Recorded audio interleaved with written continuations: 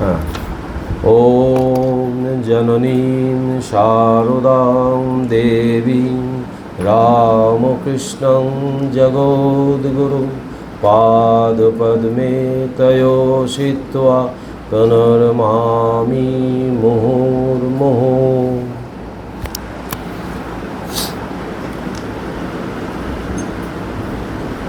সীমা ভাষিত থেকে পাঠ।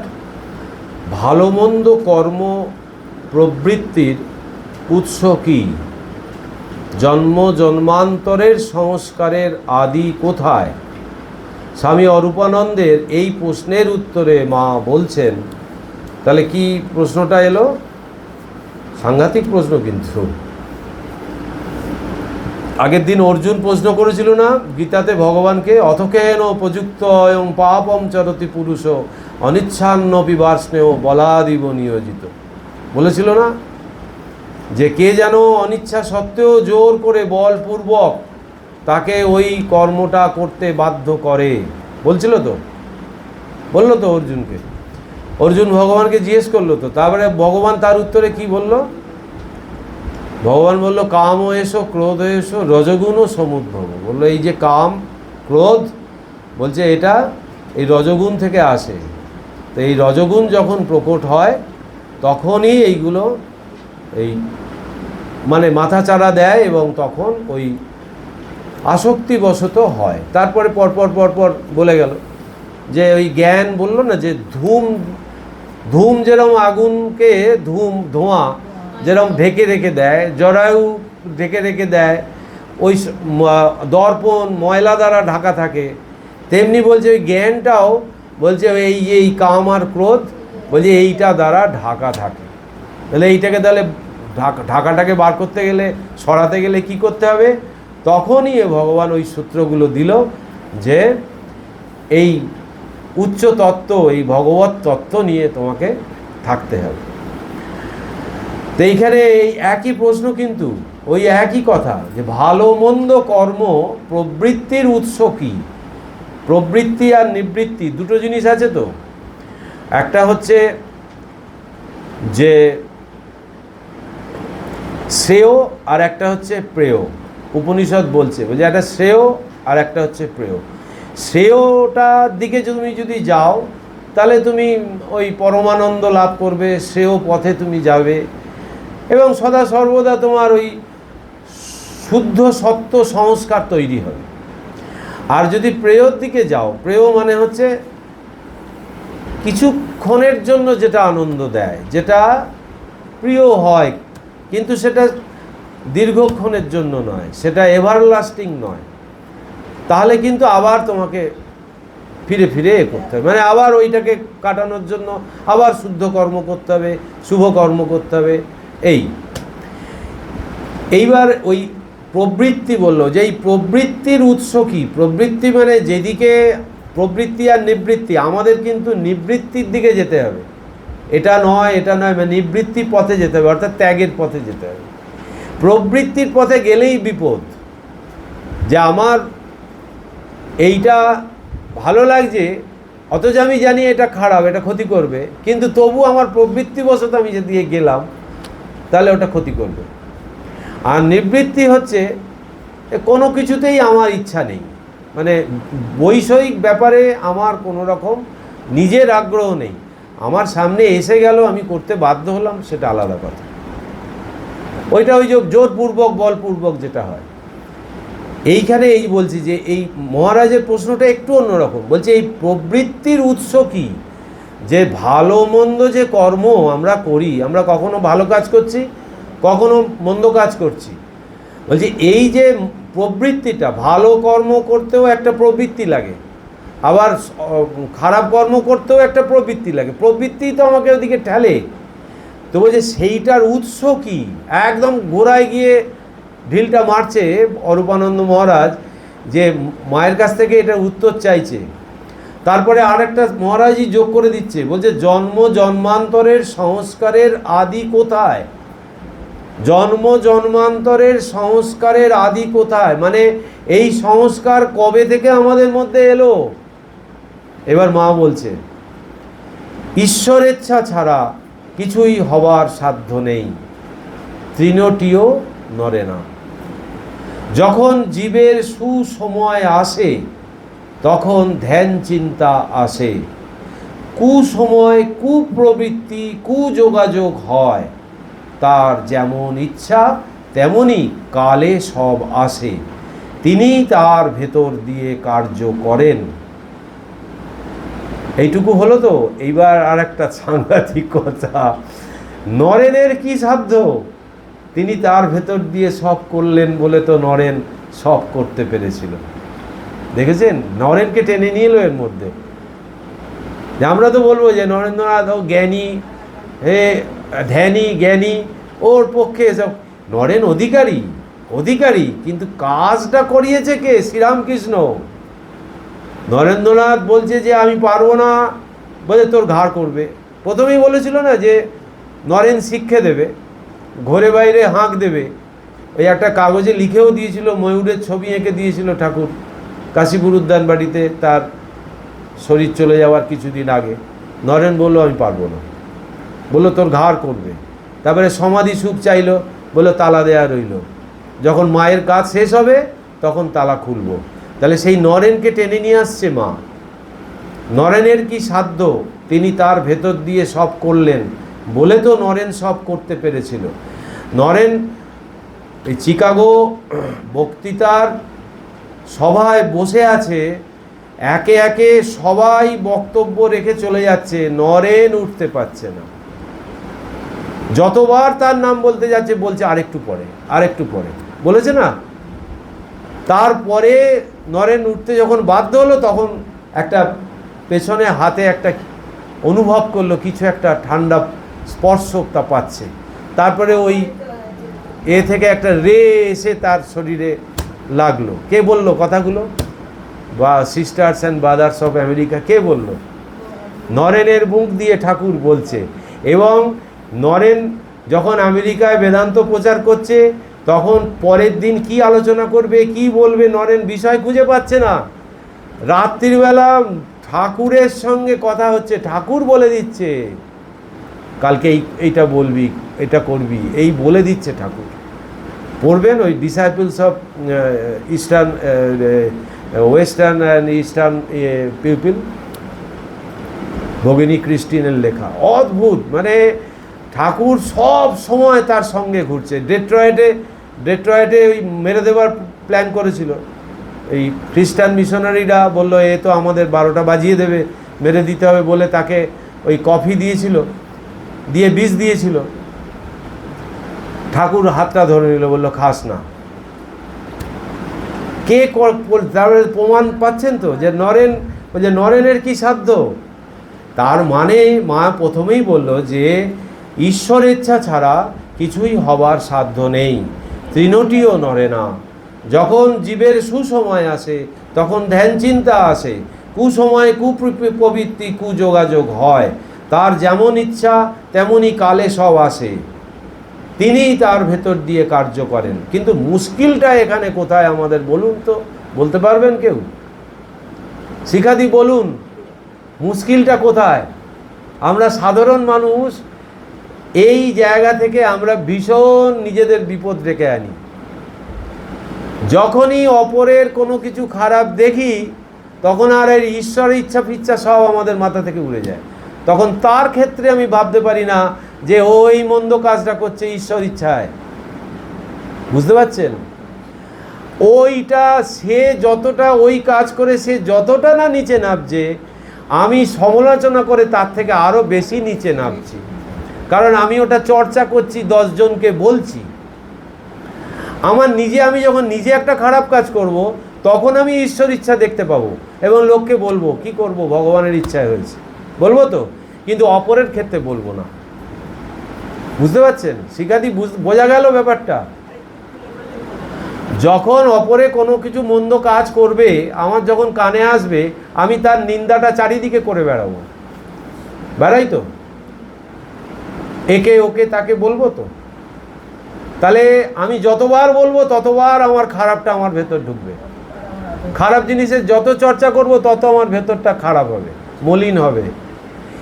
তাহলে আমার ক্ষতিটা হচ্ছে এই জায়গায়, যেই আমি নিজে একটা মন্দ কাজ করব তখন বলবো ঈশ্বরের ইচ্ছায় হয়েছে, অপরের বেলায় আমি ঈশ্বর ইচ্ছা দেখতে পাবো না।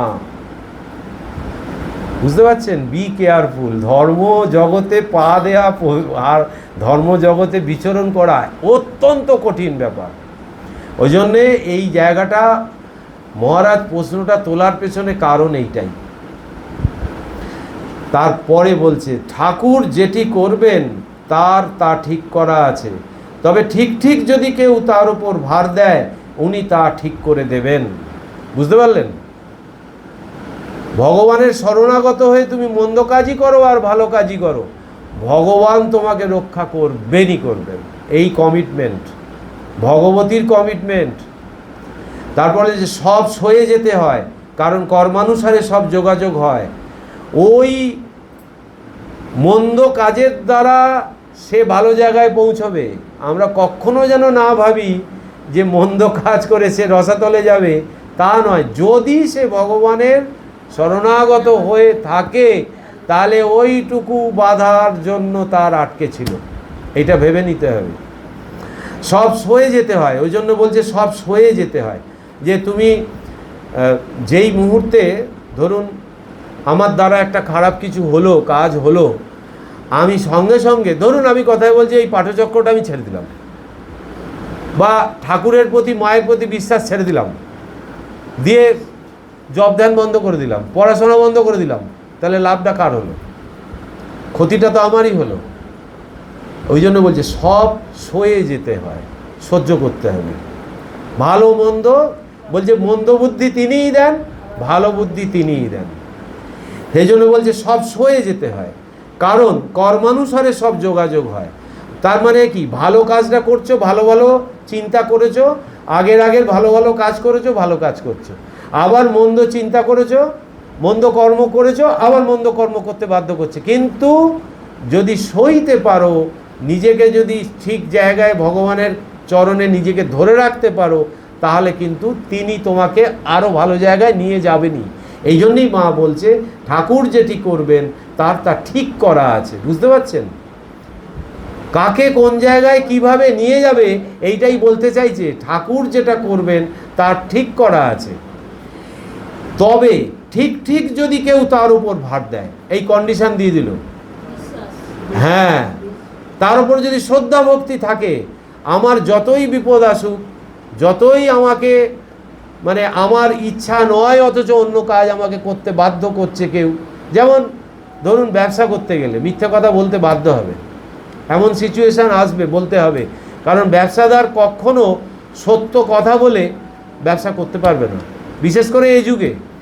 কিন্তু সে যদি এইটা ভাব নিয়ে থাকে যে এর মধ্যে দিয়েই ভগবান আমাকে ভালো জায়গায় নিয়ে যাবে, তাহলে তার ভয় নেই।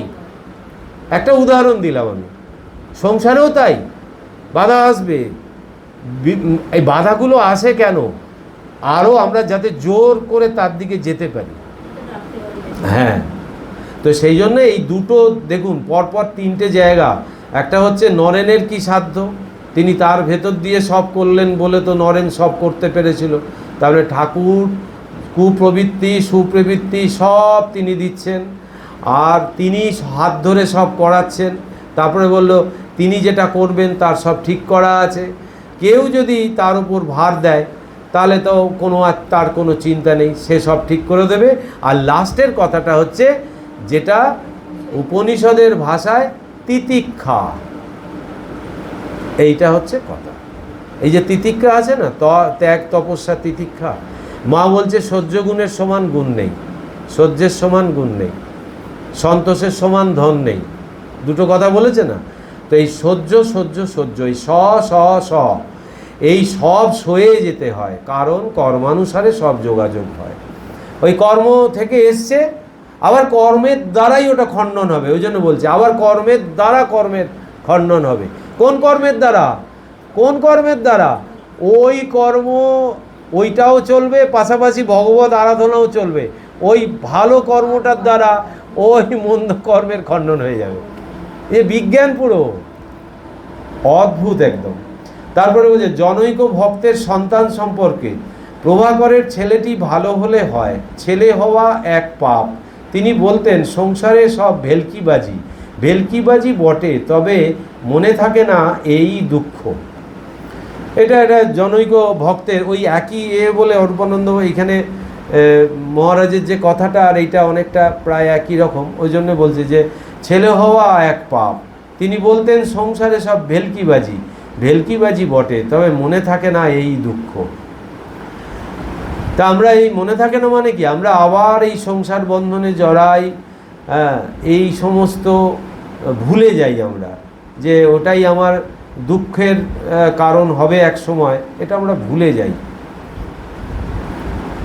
কারণ আমাদের কি হয়, দুঃখটা ডেকে আনে ওই সন্তানের কাছে আমাদের না একটা এক্সপেকটেশন মানে হয়ে যায়, কিভাবে যে হয় এটা কেউ বলতে পারবে না, যে ওই একটা মানে অধিকার বোধ, যে আমি এত কষ্ট করে মানুষ করলাম আর আমাকেই এরকম বলছে, এটা দেখবেন আসবেই। আপনি এটাকে অ্যাভয়েড করা মানে একমাত্র রাস্তা আমার মনে হয় চুপ করে থাকা।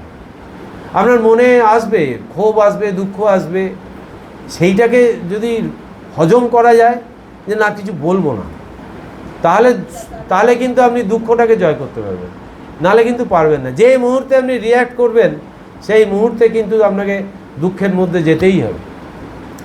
এই হচ্ছে জায়গা। আধুনিক ছেলেরা বিবাহে অনিচ্ছুক হওয়ায় সুপাত্রের অভাব। এই প্রসঙ্গে স্ত্রী ভক্তকে শ্রীমা বলছেন, ছেলেদের এখন জ্ঞান হচ্ছে, সংসার যে অনিত্য তা তারা বুঝতে পারছে, সংসারে যত লিপ্ত না হওয়া যায় ততই ভালো। মানে একদম পরিষ্কার ব্যাপার, যে সংসারে লিপ্ত হওয়া মানেই হচ্ছে, আমরা দেখুন না, আমরা তো অনেক দিন সংসার করেছি, প্রত্যেকেই তো প্রায় 30, 35, 40 বছর প্রায় সংসার করে ফেলেছে এখানে যারা আছে। তো আমরা কি দেখছি সংসারের মধ্যে আছেটা কি? আমরা আজকে পাঠচক্র করে এই সমস্ত জ্ঞান একটু একটু হচ্ছে, তাই আমরা হয়তো করছি, কিন্তু আপনি ঠিক উল্টোটা চিন্তা করুন তো, সংসারটা না করে আপনি যদি একা ঠাকুরের কাছে যেতেন, মায়ের কাছে যেতেন, তাহলে আপনার এগোনোর পথটা আরও বেশি হতো কি না, এটা ভাবুন। এই জড়ানোতে কি হচ্ছে, আপনার দায় দায়িত্ব কর্তব্য এমনভাবে চেপে বসছে যে আপনি চাইলেও একটু বেশি জব করতে পারবেন না, চাইলেও মঠ মিশনে স্বাধীনভাবে যেতে পারবেন না, নানান রকম বাধা বিপত্তি। তা মা কি ভুল বলছে কিছু? যে এই সংসার যে অনিত্য তা তারা বুঝতে পারছে। অনিত্য যে কথাটা বলছে, এই অনিত্য কোন দিক থেকে কি বলছে? হ্যাঁ, যারা ঠাকুরমা স্বামীজিকে চর্চা করছে তারা খুব ভালো বুঝতে পারে যে আমরা কত বড় ভুলটা করেছি। সে স্ত্রীও বুঝতে পারছে, আবার তার স্বামীও বুঝতে পারছে, দুজনেই যদি একই পথের প্রতীক হয়, আমরা তো একই পথের প্রতীক, তো আমরা বুঝতে পারছি, কিন্তু সময় বুঝিনি। আজকে এইটা বুঝতে বুঝতে সংস্কার তৈরি হবে, আগামী জন্মে হয়তো হবে না, আর এইটা হতে পারে। এইবার এইখানে দেখুন একটা কথা বলছি, যে সংসার যে অনিত্য, এই যে অনিত্যতা, আমরা কি এই অনিত্যতাটা নিজেরা দৈনন্দিন জীবনে ফিল করি? এইগুলো কিন্তু একটু মনন করতে হবে, তবে এই সমস্ত কথা ভেতরে গাঁথবে। অনিত্যতা ফিল করেন? যখনই দেখবেন আঘাত আসবে, দুঃখ আসবে, তখনই আপনি অনিত্যতা টের পাবেন। আর সংসারের নিয়মটা ঠিক উল্টো। আপনি যার জন্য যত বেশি তার জন্য করবেন, সেই আপনাকে আঘাতটা বেশি দেবে। এইটাই সংসারের নিয়ম, ঠিক উল্টোটা। তাহলে অনিত্য কেন?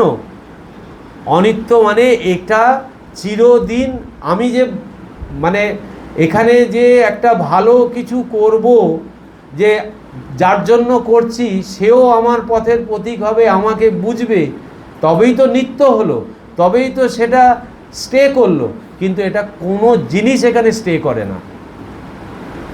আপনার প্রত্যেকের কাছ থেকে, স্বামীর কাছ থেকে স্ত্রী আঘাত পাবে, স্ত্রীর কাছ থেকে স্বামী আঘাত পাবে, সন্তানের কাছ থেকে পিতা আঘাত পাবে, মাতা আঘাত পাবে, মাতার কাছ থেকে, পিতার কাছ থেকে সন্তান আঘাত পাবে, ইভেন পিতামাতা অবধি। তাহলে কি হচ্ছে ব্যাপারটা? পুরো ব্যাপারটাই ভস্মে ঘি ঢালার মতো হচ্ছে।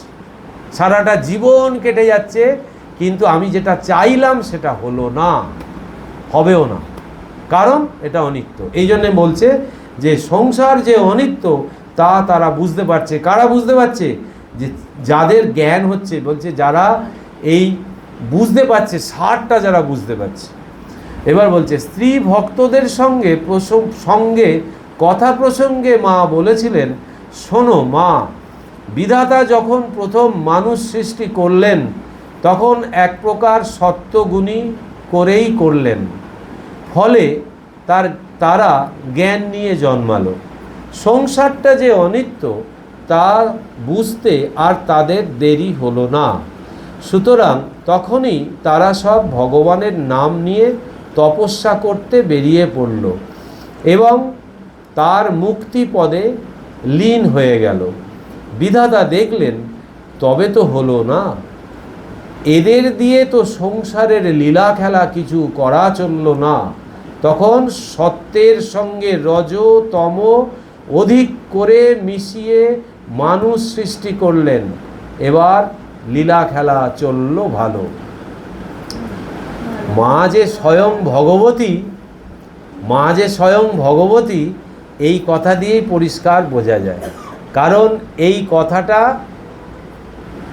আছে আমাদের ভাগবতে আছে, আর একদম বেদের এই কথাগুলো আছে যে ঈশ্বর যখন সৃষ্টি করলেন তখন যে জীব সৃষ্টি করলেন ব্রহ্মা, তিনি জানতেন না যে এইটা হতে পারে, সেজন্য সবাইকে সত্যগুণ দিয়ে তৈরি করলেন।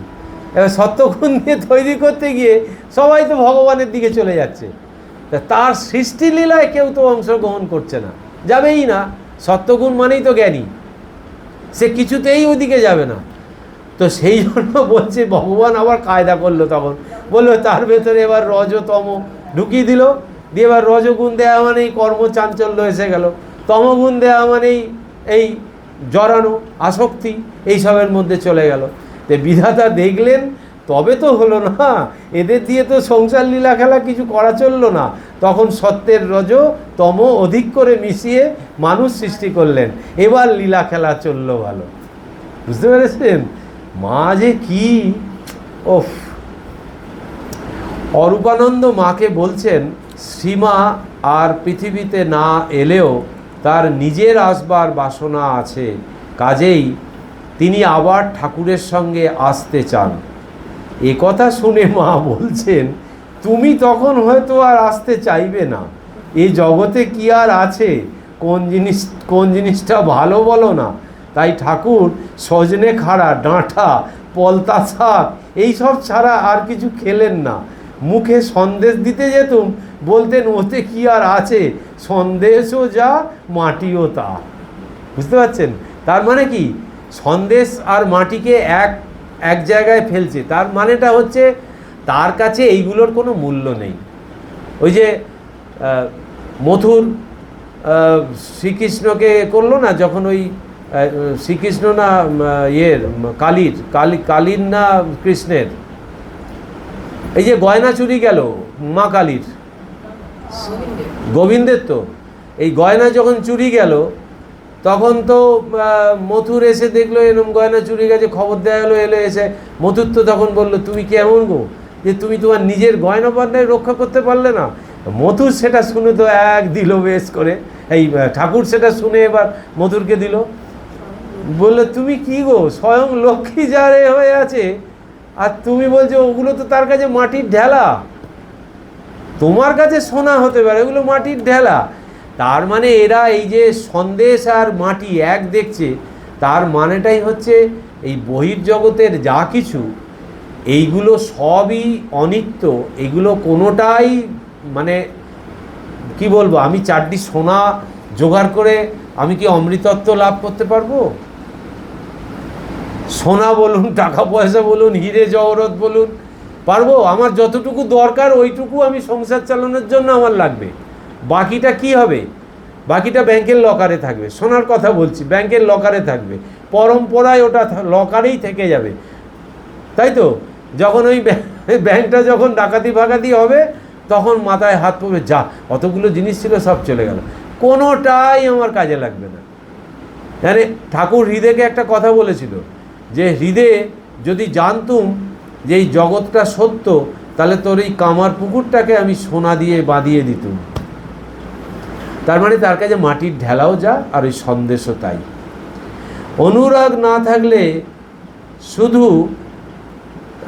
এর আগে একটা কথা বলেছে, তুমি তখন হয়তো আর আসতে চাইবে না, এই জগতে কি আর আছে, কোন জিনিসটা ভালো বলো না। তার মানে এই অরূপানন্দ মহারাজের তো জ্ঞান হয়ে গেছে, সন্ন্যাসী হয়ে গেছে, তো তার তো টনটনে জ্ঞান, কোনটা নিত্য কোনটা অনিত্য, সে কিছুতেই আর এইসব আসবে না। মানে পরবর্তীকালে যে লীলা আবার করতে আসবে বলছেন মহারাজ। তাই ঠাকুর ওই সজনে খাড়া, পলতা শাক এইসব ছাড়া আর কিছু খেলেন না। আর একটা কথা আছে জানেন তো, এই যে সাধুর সঙ্গে দেখবেন একটা কমণ্ডলু থাকে, ওই কমণ্ডলুটা আগের, এখন তো সব তাঁবার হচ্ছে, আগের কিন্তু নিম কাঠের হতো। তো সাধু ঠাকুরের একটা উদাহরণ আছে যে ওই সব তীর্থ, ওই সাধুর সঙ্গে ওই কমণ্ডলুটা সব তীর্থ ঘুরে এলো, বললো সেই যে সেই তেতো, সেই তেতোই রয়ে গেল। তার মানে অসার যদি হয় তাহলে যতই তুমি যা কিছু করো না কেন কিছু হবে না। তারপরে বলছে অনুরাগ না থাকলে শুধু নাম জপ করলে কি হবে। স্বামী শান্তানন্দের এই প্রশ্নের উত্তরে মা বললেন, জলেতে ইচ্ছে করেই পড়ো আর ঠেলেই ফেলে দিই, কাপড় ভিজবেই। নিত্য ধ্যান করবে, কাঁচা মন কিনা, ধ্যান করতে করতে মন স্থির হয়ে যাবে। সর্বদা বিচার করবে, যে বস্তুতে মন যাচ্ছে তা অনিত্য চিন্তা করে ভগবানে মন সমর্পণ করবে। একটি লোক মাছ ধরছিল, পাশে বাজনা বাজিয়ে বর যাচ্ছে, কিন্তু তার ফাদনার দিকেই দৃষ্টি। কি বলতে চাইলো? তার আগের প্রশ্নটা ভালো করে দেখুন। মা বলছে অনুরাগ না থাকলে শুধু নাম জপ করলে কি হবে। স্বামী শান্তানন্দ মহারাজ এই মাকে এই প্রশ্নটা করছে যে অনুরাগ না থাকলে শুধু নাম জপ করলে কি হবে। বুঝতে পারছেন যে এই যে মেকানিক্যাল ওয়েতে আমি দীক্ষা নিয়েছি, গুরু মন্ত্র দিয়েছে, আমার কানেকশান হচ্ছে না, মানে গুরুর সঙ্গে ইষ্টের সঙ্গে আমার কোনো কানেকশান হচ্ছে না, আমি মেকানিক্যালি কর গুনে যাচ্ছি বা মনে মনে জপ করে 108টা হয়ে গেল উঠে পড়লাম, বা 108-এর 10 গুণ করলাম না উঠে পড়লাম, তাতে কিন্তু লাভ কিছু হলো না। অনুরাগ মানে হচ্ছে, অনুরাগের অর্থটাই হচ্ছে ভালোবাসা, গভীর শ্রদ্ধার সঙ্গে যে ভালোবাসা, সেইটার নাম হচ্ছে অনুরাগ। এই শ্রদ্ধা, এই ভক্তি ভাব, ভালোবাসা, এইটা যতক্ষণ না আসছে ততক্ষণ যতই তুমি নাম করে যাও কিছুতেই কিছু হবে না।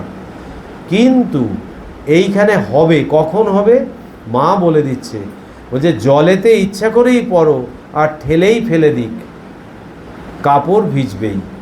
নিত্য ধ্যান করবে, মানে তোমাকে কেউ জোর করে দীক্ষা দেয়া করিয়েছে, তুমি নাম জপ করতে বাধ্য হচ্ছ, তোমার একটা না একটা সময় কিন্তু এই অনুরাগটা আসবেই। এটাই বলছে যে প্রথমে কাঁচা মন কিনা, ধ্যান করতে করতে মন স্থির হয়ে যাবে, সর্বদা বিচার করবে, যে বস্তুতে মন যাচ্ছে তা অনিত্য চিন্তা করে ভগবানে মন সমর্পণ করবে। একটি লোক মাছ ধরছিল, পাশে বাজনা বাজিয়ে বর যাচ্ছে, কিন্তু তার ফাদনার দিকেই দৃষ্টি।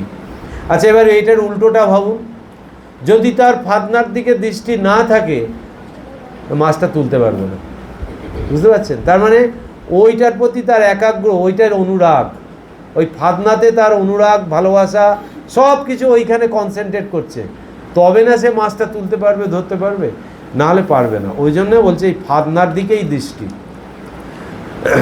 তার মানে আমাদেরকে ইষ্টের দিকে মন দিয়ে, ইষ্ট এখানে বসে আছে, এইটা চিন্তা করতে করতে আমাদের জপ করতে হবে, এবং তার ওই যে জ্যোতিরও জ্যোতি, মানে ওই জ্যোতির্ময় রূপ এইখানে দেখা যায়, এবং সেইটা যখন মনের অবস্থাটা, মনটা যখন শান্ত হয়ে আসবে তখন কিন্তু এইটা হয়। দীক্ষিতা স্ত্রী ভক্তের নদী পার হওয়া সংক্রান্ত একটি স্বপ্ন দর্শন প্রসঙ্গে, ওইটি যে দেখলে ওর একটি কালো ছেলের রূপ ধরে মহামায়া পার করে নিলেন। স্বামী বলো, পুত্র বলো, দেহ বলো, সব মায়া। এই সব মায়ার বন্ধন কাটাতে না পারলে পার হওয়া যায় না। দেহে মায়া, দেহাত্ম বুদ্ধি, শেষে এটাকেও কাটতে হবে। কিসের দেহ মা? দেড়শের ছাই বই তো নয়, তার আবার গরব কিসের? যত বড় দেহখানাই হোক না, পুড়লে ওই দেড়শের ছাই। তাকে আবার ভালোবাসা, হরিবোল হরিবোল, জয় মা জগদম্বা, গোবিন্দ গোবিন্দ, রাধেশ্যাম, গুরুদেব, গঙ্গা গঙ্গা, ব্রহ্মবাড়ি। মা একদম সার কথা বলে দিচ্ছে। আচ্ছা, এই মাকে যখন আমরা মানে প্রথম যখন দেখেছিলাম, এখন তো মায়ের কথা যত জানছি তত বুঝতে পারছি যে কত গভীর এর মানুষ। কিন্তু প্রথমে মায়ের ওই ছবি দেখে আমরা কখনো ধারণা করতে পেরেছি যে মা এই এত কথা বলে গেছে। ওই যে একটা এসছে দম্পতি, ইটালি থেকে এসছে, মায়ের শরীর চলে যাওয়ার পরে ওরা এসছে উদ্বোধনে, হাজব্যান্ড ওয়াইফ আর তার একটি মেয়ে। তো সেই উদ্বোধনে এসে ইটালি থেকে এসে উদ্বোধনে এই সমস্ত ঘাঁটার পর, বইটই দেখার পর, এই মানে রামকৃষ্ণ মিশন সম্বন্ধে জানার ইচ্ছা আর কি। তো আসার পরে তারা ওইখানে ঘুরে টুরে নিয়ে তারা ওই তাদের নাম ছিল, এখানে আমি একটু পড়ছি, বলে তাদের দম্পতির বয়স হচ্ছে 40-এর কোঠায়, ভদ্রমহিলার নাম জেম্মা। মানে আমি এটা বলতে চাইছি, এই যে কথাটা বললাম মা যে কী রকম, এইটা মানে স্পষ্ট আর কি ঘটনাটায়। বলছে জেম্মা, ওনার নাম হচ্ছে, ভদ্রমহিলার নাম জেম্মা, আর স্বামীর নাম হচ্ছে গিউসেপ্পে, মেয়েটির নাম আগর। কিছু কথাবার্তার পর জনৈক সন্ন্যাসী তাদের মায়ের বাড়িতে নিয়ে যান। সন্ন্যাসী মায়ের ঘরের দরজার সামনে যথারীতি ভূমিষ্ঠ হয়ে মাকে প্রণাম করেন। তার দেখা দেখি তারাও ওইভাবে প্রণাম করলেন। সন্ন্যাসী দেখলেন ভদ্রমহিলা প্রণাম করে উঠে মায়ের ছবির দিকে এক দৃষ্টে তাকিয়ে আছেন। বেশ কিছুক্ষণ কাটল। সন্ন্যাসী দেখলেন ভদ্রমহিলার দৃষ্টি তখনও মায়ের ছবির দিকে, আর তার দুই গণ্ড বেয়ে অশ্রু গড়িয়ে পড়ছে। ভদ্রমহিলা সন্ন্যাসীর দিকে তাকালেন, বললেন, কে ইনি? সন্ন্যাসী এতক্ষণ মানে তাদের ওই দোভাষী নিয়ে আছে আর কি, উনি তো ইটালিয়ান ভাষায় বলছেন, তো কথাই হচ্ছে। তো বলছে সন্ন্যাসী এতক্ষণ মায়ের সম্পর্কে কোনো কথাই তাদের বলেননি, এখন বললেন, ইনি আমাদের হোলি মাদার। আমরা যে সন্ন্যাসী সম্প্রদায়ের অন্তর্ভুক্ত, তা যার নামাঙ্কিত সেই শ্রীরামকৃষ্ণের পত্নী ইনি। আমরা তাকে মা বা হোলি মাদার বলি। মহিলা বললেন, উনি কি এখনও জীবিত? সন্ন্যাসী বললেন, না, 1920 সালে উনি দেহ রক্ষা করেছেন। উনি এই ঘরেই শেষ নিঃশ্বাস ত্যাগ করেছেন। তার জীবনের শেষ 11 বছরের অনেকটা সময় তিনি এই ঘরেই কাটিয়েছেন। ভদ্রমহিলা বললেন, কিন্তু আমি যে এই ঘরের মধ্যে তার জীবন্ত উপস্থিতি অনুভব করছি। মনে হচ্ছে এই ঘর, এই জায়গাটি একটি গভীর আধ্যাত্মিক স্পন্দনে ভরপুর হয়ে আছে। ও কত যে শান্তি, করুণা আর ভালোবাসা তার চোখ দুটি থেকে ঝরে পড়ছে। আমার মনে হচ্ছে উনি যেন আমার হৃদয়টাকে শান্তি, করুণা আর ভালোবাসায় ধুয়ে দিচ্ছেন। মহিলাটি ইংরেজিতে বলতে পারেন না, তবে বোঝেন। তিনি তার মাতৃভাষা ইটালিয়ানে কথাগুলি বলছিলেন তার স্বামীকে। তার স্বামী কথাগুলির ইংরাজি অনুবাদ করে দিচ্ছিলেন সন্ন্যাসীকে। ভদ্রলোক বলছিলেন, গত কয়েক বছর ধরে তারা 2 বছর অন্তর ভারতে আসছেন। ভারতের প্রতি তারা একটি অপ্রতিরোধ্য আকর্ষণ বোধ করেন। তাদের মনে হয় ভারত যেন তাদের আসল মাতৃভূমি। ভারত তাদের মুগ্ধ করেছে ভারতের একটি বিশেষ চরিত্র, তা ভারতের গ্রহিষ্ণুতা। ভারত নির্বিচারে সকলকে আপন করে নেয়। মহিলাটি তখন তার স্বামীর কথার পিঠে এই কথাটি ইটালিয়ানে যোগ করে দিলেন, আমরা বুঝিনি এতদিন, হয়তো ওনারই আকর্ষণে, সারদা দেবীর আকর্ষণে আমরা বারবার ভারতে আসছি। ভারতের যে আকর্ষণ, ভারতের যে সকলকে আপন করে নেওয়ার চরিত্র, তা এখন আমি ওর দৃষ্টিতে পাঠ করছি। উনি যেন ভারতের চরিত্রের প্রতীক স্বরূপিণী। তখন এই মহারাজ এইটার সঙ্গে জুড়ে দিচ্ছেন যে মনে পড়ছে সারদা দেবীর অন্তিম অমৃত বার্তা, যারা এসেছে, যারা আসেনি, আর যারা আসবে, আমার সকল সন্তানদের জানিয়ে দিও মা, আমার ভালোবাসা, আমার আশীর্বাদ সকলের ওপর আছে। এই হচ্ছে মা। মানে এই যে ওই কথাটা বলতে গিয়ে ওটা মনে পড়ে গেল যে মাকে দেখলে কিন্তু বোঝা যায় না, বা আমরা বুঝতেও পারি না। ওই জন্যে ঠাকুর একটা কথা বলেছিল, ছাই চাপা বা বেড়াল।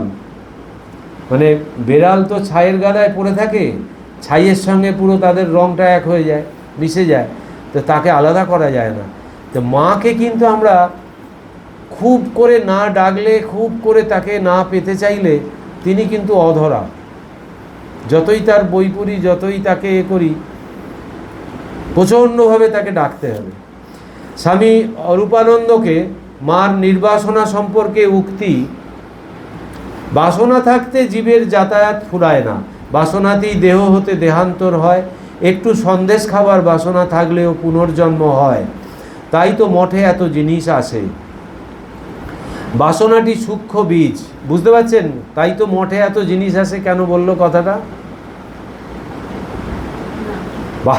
বাসনাটি সূক্ষ্ম বীজ, যেমন বিন্দু পরিমাণ বটবীজ হতে কালে প্রকাণ্ড বৃক্ষ হয়, তেমনি বাসনা থাকলে পুনর্জন্ম হবেই। যেন এক খোল থেকে নিয়ে আর এক খোলে ঢুকিয়ে দিলে একেবারে বাসনা শূন্য হয় দু একটি, তবে বাসনায় দেহান্তর হলেও পূর্বজন্মের সুপ্রীতি থাকলে চৈতন্য একেবারে হারায় না। মঠে এত জিনিস আসে মানে এই ফল মূল মিষ্টি মাকে যারা দেখতে আসছে, করতে সবাই তো হাতে করে নিয়ে আসছে, এই রীতি তো চলছে। এবার সন্ন্যাসীরা তো তার বাড়িতে নেই, যারা ব্রহ্মচারী সন্ন্যাসী হয়েছে তারা তো বাড়িতে নেই যে বাবা মার আদর যত্নে ভালো ভালো খাবে, করবে, তা তো নেই, কিন্তু তার মনের ইচ্ছা তো আছে। তো এত জিনিস আসছে, তারা তো ওগুলো পাচ্ছে, খেতে পাচ্ছে, তাহলে ওইটার প্রতি আস্তে আস্তে বাসনাটা চলে যাবে। ওই জন্য বলছে যে মঠে এই জন্য এত জিনিস আসে। বৃন্দাবনের গোবিন্দের এক কামদার ঠাকুরের ভোগ নিয়ে তার উপপত্নীকে খাওয়াতো। এই পাপে দেহান্তে তার প্রেতজনি হয়, কিন্তু সে ঠাকুরের সেবা করেছিল। এই সুকৃতির ফলে একদিন সে সশরীরে সকলকে দেখা দেয়। সুকৃতিটুকু ছিল বলে দেখা দিতে পারল, এবং সবাইকে তার অধোগতির কারণ বললে। তাদের বললে, তোমরা আমার উদ্ধারের জন্য ঠাকুরের মহোৎসব কীর্তনাদি করো, তাহলেই আমার উদ্ধার হবে। এটা সাংঘাতিক একটা উদাহরণ মা এখানে দিয়ে দিয়েছে, যে বৃন্দাবনের যে পূজারী, কামদার বা পূজারীকে বলা হয় কামদার, বলছে সে ঠাকুরের ভোগ নিয়ে তার উপপত্নীকে খাওয়াতো। যে এই পাপে দেহান্তে তার প্রেতজনি হয়, মানে ওই প্রেতাত্মা হয়। এই প্রেতজনি মানে তো ভূত, এবার প্রেত, তাকে তো কেউ দেখতে পায় না, অশরীরী। সে সেইখানে চারদিকে ঘুরছে, কিন্তু তার তো যেহেতু আকার নেই, কেউ দেখতে পাচ্ছে না। বলছে সে যে ভালো কাজ করেছিল, ওই স্বীকৃতির ফলে সে ওই সশরীরে সবাইকে দেখা দিল।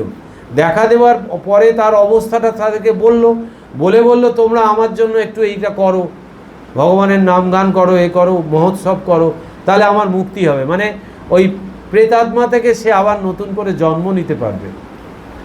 তো এই বলছে ওই স্বীকৃতি থাকলে, এইখানে ওই জন্য আগে বলল যে তবে বাসনায় দেহান্তর হলেও পূর্বজন্মের স্বীকৃতি থাকলে চৈতন্য একেবারে হারায় না। তাহলে এই অবধি আজকে থাক।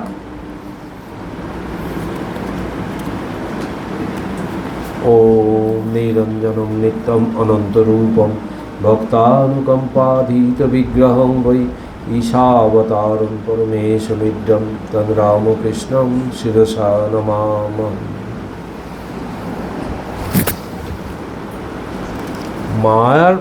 মা কিন্তু মানে অনেকবারই তার নিজের যে মা দেবী রূপটা, এটা কিন্তু অনেকবারই প্রকাশ করে দিয়েছে, একবার নয়, অনেকবার।